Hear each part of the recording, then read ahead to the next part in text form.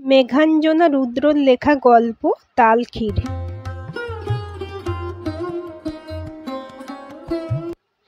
মা, ও মা, কি বানাচ্ছ গো? এত সুন্দর সুগন্ধ ছড়িয়েছে যে। রান্নাঘরে ঢুকতে ঢুকতে নাক টেনে বলল মোহিনী। তোর পড়া হয়ে গেছে? স্যার কি বাড়ি চলে গেছে? হ্যাঁ। ও মা, বলো না গো, কি রান্না করছো? কেমন মিষ্টি মিষ্টি সেন্ট পাচ্ছে। তারপর কড়াইয়ের দিকে নজর দিয়ে বলল, এটা কি গো মা? তালক্ষীর। সেটা আবার কি? কোনোদিন তো খাইনি। এই প্লেটে একটু দাও তো, খেয়ে দেখি। সবসময় অত খাই খাই কেন তোর? ঠাকুরমা শুনতে পেলে এক্ষুনি চিৎকার চেঁচামেচি শুরু করে দেবে। সেগুলো শুনতে খুব ভালো লাগে। ও, ঠাকুরমা সবসময় অমন করে। আর আমি তো আস্তে করে বলেছি, ঠাকুরমা শুনতে পাবে না। এই প্লেটে একটুখানি দাও না।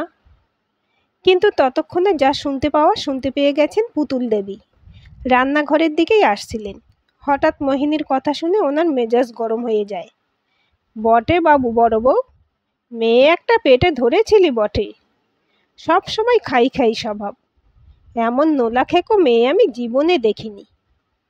ঠাকুরমার কথা শুনে মনটা খারাপ হয়ে যায় মোহিনীর। কাঁদো কাঁদো স্বরে বলে, তুমি অমন করে বলছো কেন গো ঠাম্মা?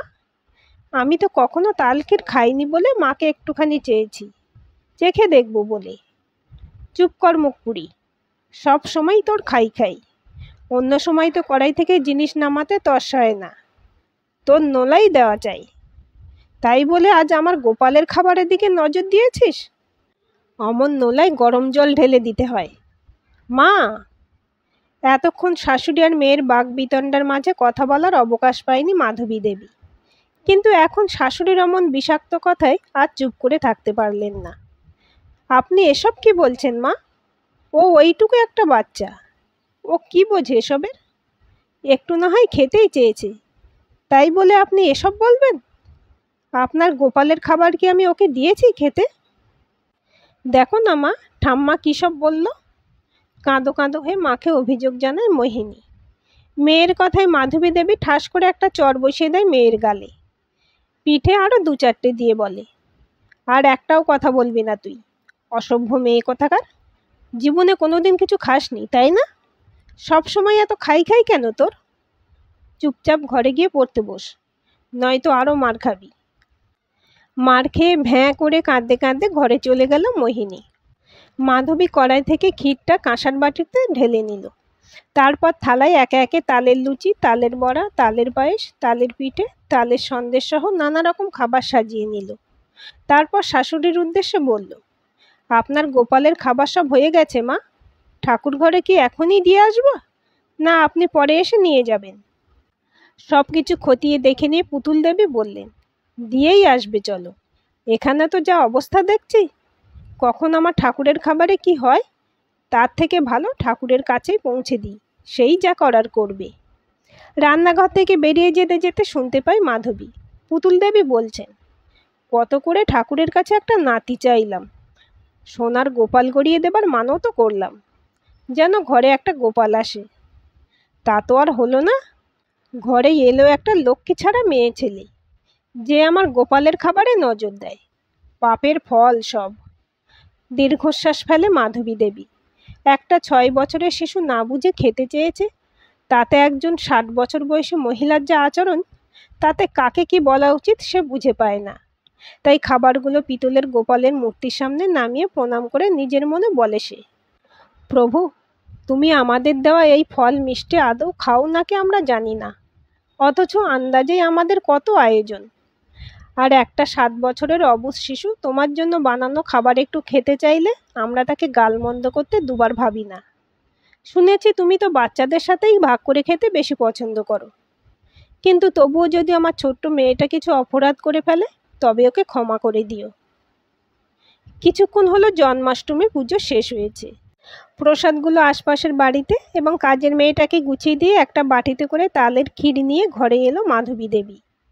ঘরে তখন তার স্বামী একটি বছর 2-এর বাচ্চা শিশুর সাথে খেলতে ব্যস্ত। বাচ্চাটির সাজসজ্জা ঠিক যেন নন্দরাজার ঘরের ছোট্ট গোপালের মতো, দেখলেই মন জুড়িয়ে যায়। ওর গা থেকে এখনো পোশাকগুলো খোলনি? বাচ্চাটার গরমে কষ্ট হচ্ছে না? কিঞ্চিৎ বিরক্তি নিয়ে স্বামীর উদ্দেশ্যে কথাগুলো বলে বাচ্চার গা থেকে পোশাকগুলো খুলতে ব্যস্ত হয়ে যায় মাধবী দেবী। আরে আরে, খুলছো কেন? কি সুন্দর লাগছিল আমার ছোট্ট গপুকে। ফেসবুকে ছবি তুলে পোস্ট দিলাম, সবাই কত সুন্দর সুন্দর কমেন্ট করেছে। রাখো তোমার ফেসবুকে কমেন্ট। ওর গরমে কষ্ট হচ্ছে না? আমার ছোট্ট সোনাটা বলতে পারছে না বলে তুমি যা ইচ্ছে তাই শুরু করেছো? কষ্ট হলে তো ও কাঁদতো। ও কি কেঁদেছে? উল্টে ও তো নিজেও হেসে আমার সাথে খেলছিল, আমার ছোট্ট গপু। হুম হুম। আর ওদিকে তোমার মা রাগে গজগজ করছে। কেন, মায়ের আবার কি হলো? তুমি তো পুজো সব ঠিকঠাকই করেছো। এই যে আমার ছোট্ট দিদিভাইটাকে গোপালের মতো সাজিয়ে ওনার পেতলের গোপালের সাথে বসিয়েছে বলে ওনার ভীষণ আপত্তি। তার উপর গোপালের পুজোর আগে আমার সোনামণিকে তালের ক্ষীর খাইয়েছি বলে ওনার রাগে মাথা গরম। তোমার বোনকে ফোনে সেসব বলছে যে ওনার সংসার তো রসাতলে আগেই গেছে, এখন ঠাকুরঘরটাও অপবিত্র হয়ে গেছে। এসব আবার কেমন কথা? ঠাকুরঘর অপবিত্র হবে কেন? আমার বুনিকে গোপালের পাশে বসিয়েছ বলে? হ্যাঁ, হাজার হোক এই ছোট্ট শিশুটা তো অনাথ, তাই না? তোমার মায়ের ভাষায় কোনো অজাত কুজাতের রক্ত। মাধু, কি হচ্ছে কি? চাপা ধমক দেন বীরেনবাবু। এসব আমার কথা না, তোমার মায়ের কথা। ওনার কাছে তো রক্ত মাংসের শিশুর থেকেও ধাতুর গোপাল জীবনের থেকেও বেশি প্রিয়। অথচ উনি যে গোপালের পুজো করেন, সেই গোপালও নিজ বংশ পিতা মাতা ছেড়ে অন্য বাবা মায়ের কাছে বড় হয়েছে, তাকে উনি মাথায় করে রাখেন। আর একটা অনাথ শিশুকে আমার মেয়েটা ঘরে এনে আদর যত্নে বড় করছে, তাতে ওনার ঘোর আপত্তি। তবুও এখন নিজের ক্ষমতা নেই, তাই এসব সহ্য করছেন।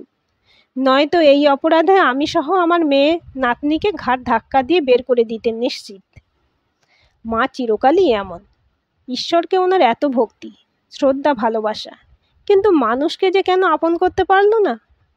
আফসোস ঝরে পড়ে বীরেনবাবুর কণ্ঠে। আমার মেয়েটাকে তো কখনোই ভালোবাসলো না, বংশের প্রথম সন্তান মেয়ে বলে। অথচ ওনার অন্য সব নাতি নাতনিদের থেকে এই মেয়েই ওনার বেশি খোঁজ খবর রাখে, যত্ন নেয়। আমার এখনো মনে আছে, ছোটবেলায় আমার মেয়েটা একবার জন্মাষ্টমীতে ঠাকুরের জন্য বানানো তালের ক্ষীর খেতে চেয়েছিল বলে তোমার মা ওকে কত নিন্দামন্দ করেছিল। পুজোর পরে ওই ক্ষীর সবার আগে তোমার ভাইয়ের ছেলেকে খেতে দিয়েছিল, কিন্তু ও খেতেই চাইছিল না। আর আমার ছোট্ট মেয়েটা ক্ষীর খাওয়ার জন্য কত বায়না করেছিল, অথচ ওকে খেতে দেয়নি। সেসব তোমার মনে আছে এখনো? কিছু কথা চাইলেও ভোলা যায় না গো। আর যখন নিজের নিষ্পাপ ছোট্ট সন্তানকে ঘিরে বিষয়টা হয়, তখন তো কোনো মাই তা ভুলতে পারে না। কথাগুলো শেষ করে মাধবী দেবী ব্যস্ত হয়ে পড়েন ওনার নাতনির পোশাক আশাক পরিবর্তন করতে। সেদিনের পর পেরিয়েছে আরও 22টে জন্মাষ্টমী। যশোদানন্দনের বয়স বিগত বছরগুলোতে একই জায়গায় থেমে থাকলেও থেমে থাকেনি মাধবী দেবী এবং ওনার পরিবারের সদস্যদের বয়স। পুতুল দেবীর বয়স এখন 8-এর ঘর ছুঁয়েছে। বয়সের সাথে সাথে নানা রকম রোগ বাসা বেঁধেছে শরীরে। বয়স এবং রোগের ভারে উনি এখন প্রায় শয্যাশায়ী। ওনার ঠাকুরঘর এবং সংসারের দায়িত্ব এখন পুরোপুরি মাধবী দেবীর হাতে। সেদিনে সেই ছোট্ট মোহিনীও আজ পুরোদস্তুর কর্মব্যস্ত এবং সংসারী একজন নারী হিসেবে আত্মপ্রকাশ করেছে। বর্তমানে ওই একটি এনজিওতে কর্মরত। বছর 2 আগে একদিন কাজ থেকে ফেরার সময় রাস্তার ধারে একটি পাগলিকে প্রসব বেদনায় কাতরাতে দেখলে তাকে তৎক্ষণাৎ হাসপাতালে নিয়ে যায় মোহিনী। সেখানে এক ফুটফুটে কন্যা সন্তানের জন্ম দিয়ে পৃথিবীর মায়া ত্যাগ করে পাগলিটি। হাসপাতাল কর্তৃপক্ষ বাচ্চাটাকে অনাথ আশ্রমে দিয়ে দিতে চাইলে মোহিনী এগিয়ে আসে বাচ্চাটার দায়িত্ব নিতে। কারণ ততদিনে মোহিনীর বিয়ের বয়স 3 বছর পার হলেও সন্তানের দেখা মেলেনি। যদিও বর্তমান যুগে বিয়ে 3 বছর পর সন্তানের পিতামাতা হওয়ার ব্যাপারে ভাবে বেশিরভাগ দম্পতি, কিন্তু বাচ্চার জন্য মরিয়া মোহিনী প্রথম থেকে চেষ্টা করেও আশানুরূপ ফল না পেয়ে ডাক্তারের শরণাপন্ন হয়ে তিনি জানান সমস্যা মোহিনীর মধ্যে। ও কখনো মা হতে পারবে না, কারণ ওর জরায়ুর ধারণ ক্ষমতা খুবই কম। সেদিনও খুব ভেঙে পড়েছিল। সেই সময় ওর মা, স্বামী, শাশুড়ি ওর পাশে দাঁড়ায়। ওর স্বামী বলে ওরা বাচ্চা দত্তক নেবে, তার জন্য চেষ্টাও করেছিল ওরা।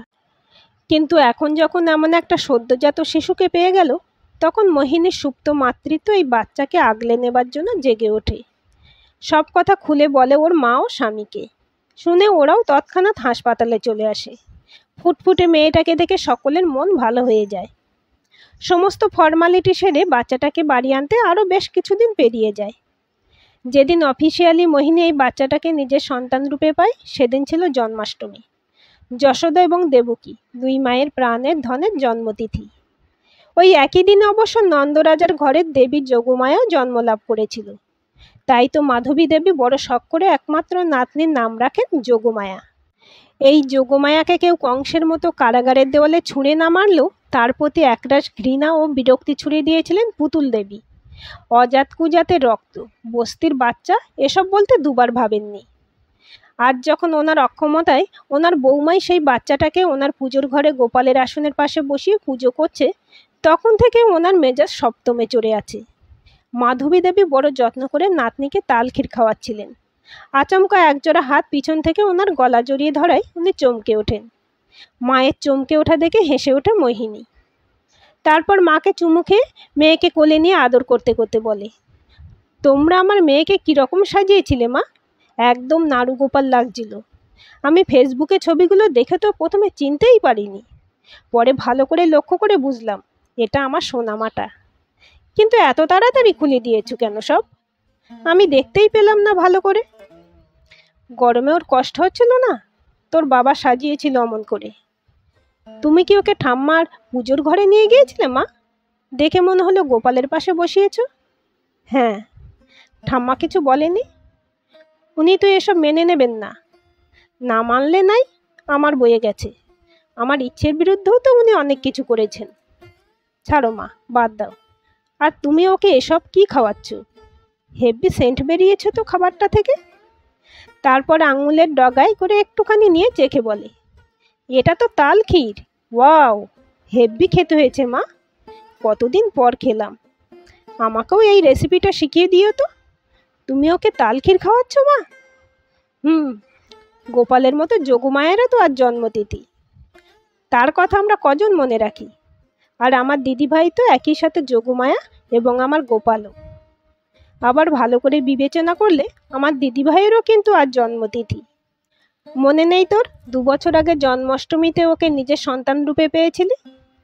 ও তোদেরকে নিজের বাবা মা হিসেবে পেয়েছিল, নতুন জীবন পেয়েছিল। সেই হিসেবে আজ তো ওরও জন্মতিথি। তাই গোপালের মতো তালক্ষীর ওর জন্য বরাদ্দ, তাই না দিদি ভাই? কথা শেষ করে মাধবী দেবী নাতনিকে আদর করে খাওয়াতে ব্যস্ত হয়ে যায়। মোহিনী মাকে জড়িয়ে ধরে মায়ের কাঁধে মাথা রেখে মায়ের বলা কথাগুলো নিয়ে ভাবতে থাকে। এদিকে ছোট্ট যোগমায়া তখন হেসে হেসে ঠোঁট চেটে চেটে তালক্ষীর খেতে ব্যস্ত। কি ভীষণ স্বাদ এই তালক্ষীরে। আজকের গল্পটি আপনাদের কেমন লাগলো কমেন্ট করে জানাবেন। ভালো লাগলে অবশ্যই একটা লাইক দেবেন আর চ্যানেলটি সাবস্ক্রাইব করে সাথে থাকবেন এবং নতুন ভিডিও আপডেট পেতে বেল আইকনটি ক্লিক করে রাখুন। গল্পটি ভালো লাগলে অন্যদের সাথে শেয়ারও করতে পারেন।